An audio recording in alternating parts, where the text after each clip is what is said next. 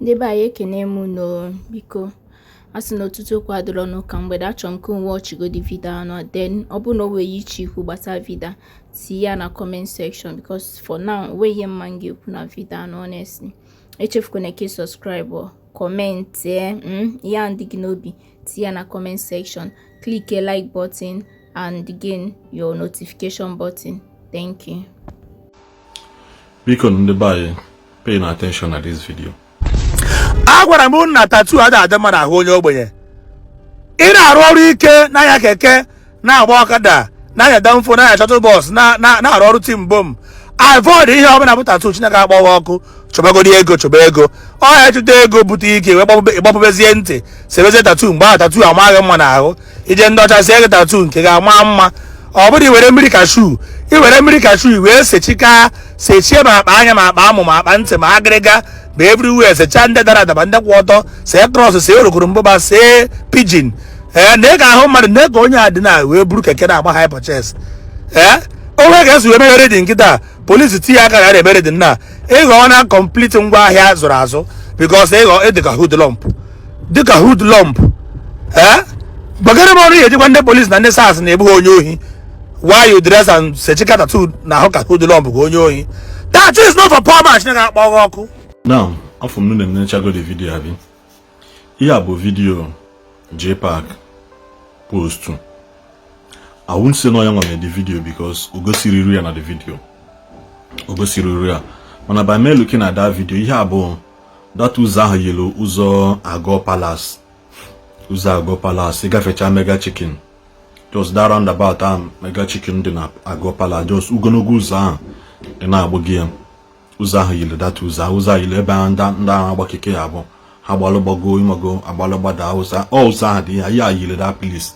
Because you slow that video down. You have for one ebe one a na-eme dị ka lab test n'akụkụ. Because agom dị wee lọọlụ. And agagom n'ọgba ahụ spend you go so many times at that place. Makwa nke ụzọ ahụ si wee dị. Now, not to say much, Manager Jpac, this Okwan had him very disappointed in him. Very, very disappointed.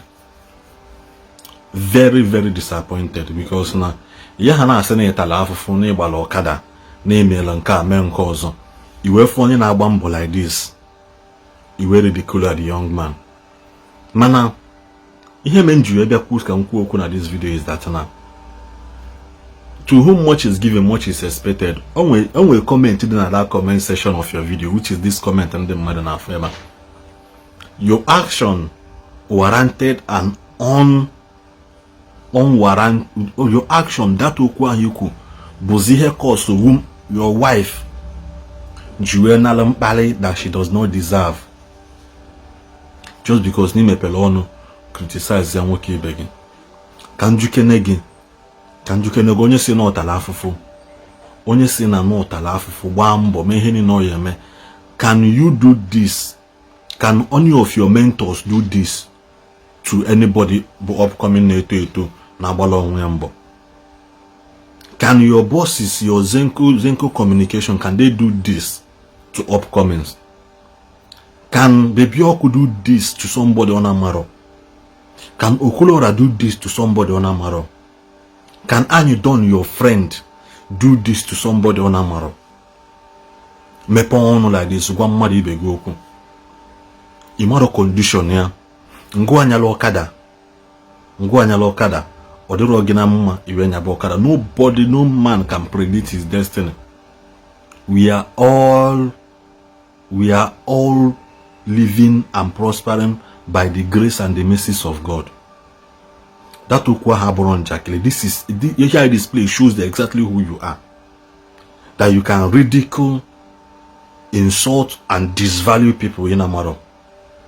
Nick is very ridiculous, this young man. I just pray that somebody somewhere will see this video and help will come to this man so that he hele mebuege. The same thing came mgbe piano nwere accident. The same thing came pụta this young man budi ye ka tali kocha. Nobody is perfect. Onwere onye dị perfect no one no pụta. Mana just check here or comment ka osuru nwunye gị no somewhere. minding her business, and because na ikporo nwoke ozi ihe onye ọzọ kpalia nwunye gị. So what you give is what you receive. This is totally wrong and unacceptable. That young man na Keke ahụ ode ezu oshi. Big salute to him. Ode ezu oshi. Onwere onye ọ nara nke just that na gịnị me na condition make crayfish to bend. Eme ihe ọ na-alụ before condition wey change, we decide ịnya Keke. Eme ihe ọ na-anyụ. Mgbe m na-arụ ọrụ ike nke ntị m na-eyi earring na ntị. M na-eyi earring. So from ihe me ihe jipụta na ịdalụ mmadụ ibe gị. Just know, here will shows of abuse of power. This is totally abuse of power. He abused this young man. Take it or leave it. In a display, he display now shows the character of onye na moro no ya abu ogalanya. Onye na moro no ya nearly 3 square mil eventually. Or whether 3 square mil. This is the character he display. This is an act of wickedness and gaining. Among can me sit here. Somebody now minding his business. Ogo no brogwa made that video. Ogo no brogwa made that video. You don't have right. You don't have right. Like this. You don't have the right. And ogo no go made video and what? Total shame to you. Ihele me buenkege. Ihele blunkege. Ihele me buege. Ogo no go made this video. Onwere onye potano. No n'ụwa that can predict. Onye ọbụla na-agba ọkada, onye ọbụla na-ama ihe ọbụla ọ na-eme, na-ebu job, na-eme ofulu, na-eme gị. You don't have a right to ridicule this man, this young guy like this. You want that kind of right. This is act of wickedness and shows how bitter men. Haki esigo in a feeling no equal after saying you talk too much. This is why people are saying that you talk too much. This is exactly why people are complaining that you talk too much. Talking too much is not with the mic. Talking too much, talking too much, sometimes you don't even reason to talk.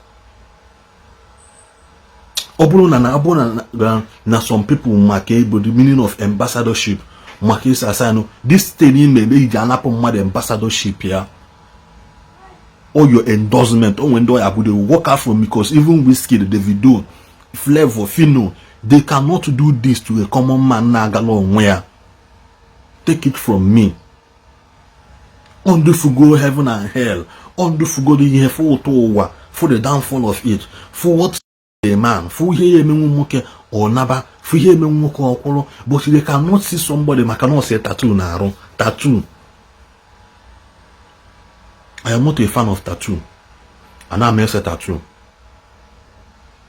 But I have met people. I have met the good, the bad, the good ones. Say tattoo. Ona nwunye gị bụ tattoo na anụnwa. Mmadụ ji kpalia. Does it mean na nwunye gị bụ onye ọjọọ? To you. To you. My brother, me kuteria, meteria. Ekuteria and the meteria. Two things they involve. Go and ask God for mercy. Because since this young man, you may not find him. Go and apologize to God. First, you ought to for mercy.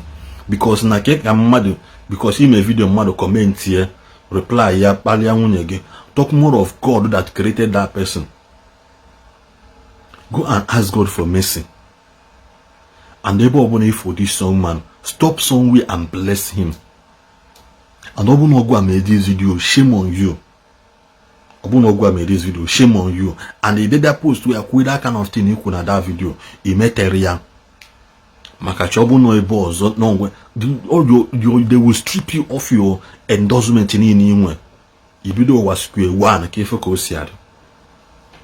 because this attitude I display, this he display attitude bring again. Onyana mono no ye nwete ziego. Neka ndị mmadụ na-akparị gị na comment section. Akwa ịtọla atọzile gị moto. Small boy ịtọla atọzile gị moto. People na-asị gị I don't blame you. Na akwa ọkụkọ I blame.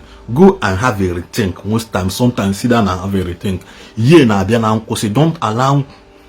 Don't allow things around you to, don't allow your age to be changing alone. Have a change of mindset and ideology. na plus and minus no mmadụ ka ebu